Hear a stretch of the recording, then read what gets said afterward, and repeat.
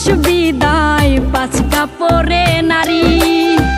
2 দিনের এই দুনিয়াতে কিসের বাহাদুরি। জীবনের ওই প্রথম গোসল হইছে অন্যের হাতে, মরার পরেও শেষ গোসলটাও হইব অন্যের হাতে।